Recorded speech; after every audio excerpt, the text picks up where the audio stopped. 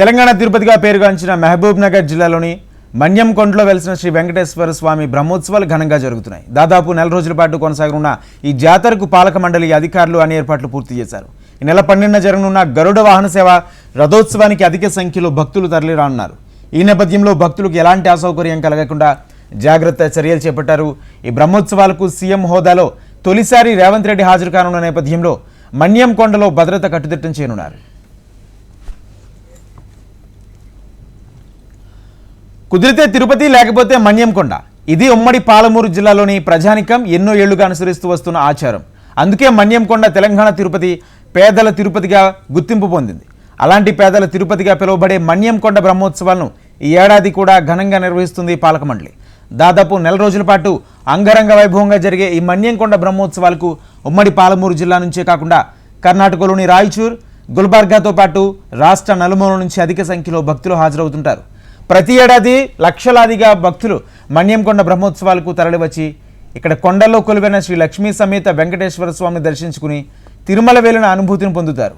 అందుకే ఈ మన్యంకొండ పేదల తిరుపతిగా పేరుగాంచింది.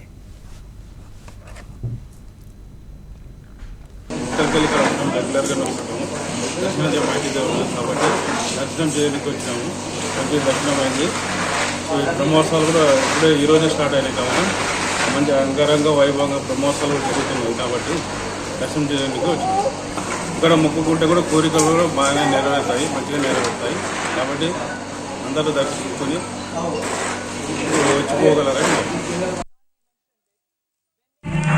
నుంచి వచ్చింది. నేను ఒక సంవత్సరం దేవుని దర్శనంకి 7 తారీఖుకి వస్తున్నాను. చాలా మంచిగా అనిపిస్తుంది. ఆయన చంపుతుండే, తాగుతుండే, మంది మాట్లాడుతుండే, నీ దేవుని నమ్ముకున్నది. మా ఆయన మారిండు, మా ఆయన చాలా మంచి, కొంచెం పర్వాలేదు.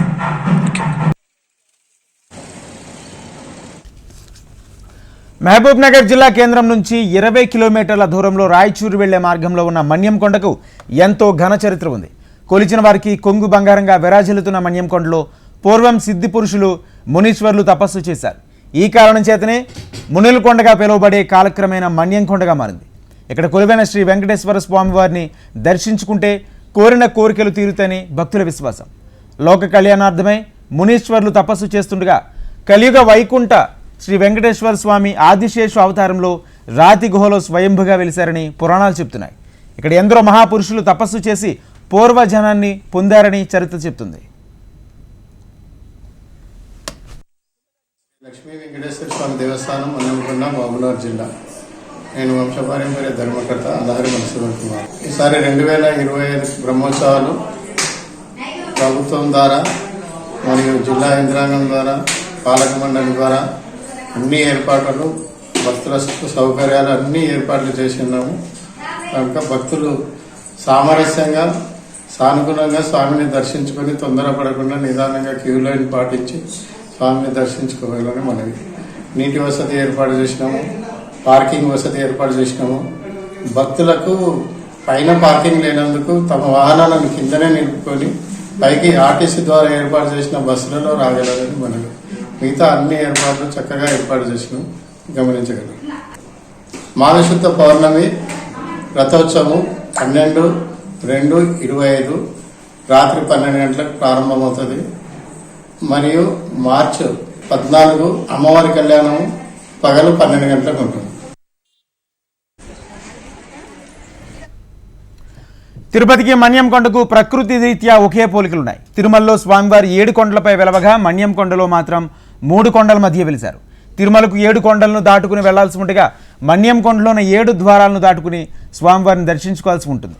ఈ కారణం చేతనే మన్యంకొండను తెలంగాణ తిరుపతి, పేదల తిరుపతిగా పిలుస్తూ ఉంటారు. ప్రతి ఏడాది ఇక్కడ జరిగే బ్రహ్మోత్సవాలకు లక్షలాదిగా భక్తులు తరలి వస్తుండటంతో ఆలయ పాలక మండలి ప్రత్యేక ఏర్పాట్లు చేస్తుంది. అయితే ఏడాది సీఎం హోదాలో రేవంత్ రెడ్డి ఈ బ్రహ్మోత్సవాలకు హాజరు కానున్నారు. స్వామివారిని దర్శించుకుని ప్రత్యేక పూజలు చేసి మొక్కులు చెల్లించుకోనున్నారు. ఈ నేపథ్యంలో జిల్లా యంత్రాంగంతో పాటు పాలక మండలి అన్ని ఏర్పాట్లు చేస్తుంది. లక్ష్మీ వెంకటేశ్వర దేవస్థానంలో అర్చకగా పనిచేసినాను. మొట్టమొదట 5 మునులు తపస్సు చేశారు. ఆ యొక్క తపస్సు మెచ్చి స్వామివారు తిరుమల నుంచి పాదాచార్యులు స్వామి పాదాలు ఉన్నాయి. కొండ ముందు బాగున్న బండ పైన. అదేవిధంగా కోణిలో కూడా స్వామి పాదాలు ఉన్నాయి. అది తప్పని కోనేరు. ముఖ్యంగా స్వామి గుహంతర్మాలు విషయాలు స్వామి ఆదిశేష అవతారం స్వామి ఉంటారు. స్వామి విలిసిండగా స్వామి యొక్క ముఖాకార దర్శనం మనకు కనబడుతుంది. ముఖ్యంగా ఇక్కడ నిదర్శనాలంటే కట్టన గుడి, పులిముట్టని స్వామి, తవ్వని కోనేరు, చేయని పాదాలు. ఇది ముఖ్యంగా తెలంగాణ తిరుపతి మహబూబ్నగర్ జిల్లా పెద్ద క్షేత్రము. శ్రీ మన్నెంకోట శ్రీ లక్ష్మీ దేవస్థానం బ్రహ్మోత్సవాలు ముఖ్యంగా మాఘ మాసంలో జరుగుతాయి. మాఘ శుద్ధ దశమి మొదలుకొని శివరాత్రి వరకు ఉంటుంది. అంటే దశమి రోజు స్వామివారికి ప్రత్యేక అభిషేకం.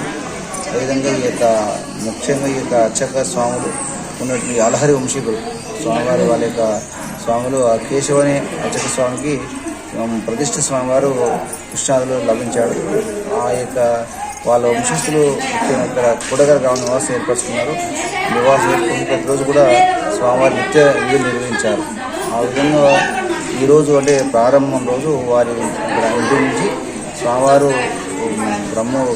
పల్లకి సేవలు స్వామిని ఏం చేసుకొని గ్రామోత్సవంలాగా గ్రామ చుట్టూ కూడగర గ్రామం చుట్టూ తిరుగుకుంటూ ఈ యొక్క గుట్టపైకి పల్లకిల స్వామివారు దాన్ని తిరిగి సేవంటారు.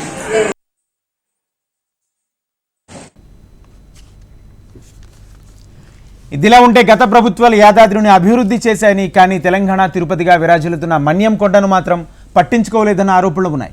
ఇక్కడ ఎన్నో రకాలుగా భక్తులకు సౌకర్యాలు కల్పించాల్సింది పోయి నామమాత్రపు చర్యలు చేపట్టి చేతులు దులుపుకుంటున్నారనే వాదన వినిపిస్తుంది. చరిత్రలోనే తొలిసారి మన్యం కొండ బ్రహ్మోత్సవాలకు ఒక సీఎం హాజరు కానుండడం, అది కూడా ఉమ్మడి పాలమూరు జిల్లాకు చెందిన సీఎం రేవంత్ రెడ్డి స్వామివారిని దర్శించుకోనున్న నేపథ్యంలో ఇప్పుడు ఇది హాట్ టాపిక్గా మారింది. మన్యం కొండపై సీఎం రేవంత్ స్పందన ఎలా ఉంటుంది? ఇప్పటికైనా మన్యం కొండ దశ మారుతుందా అన్న ఆశ అందరిలోనూ చిగురుస్తుంది.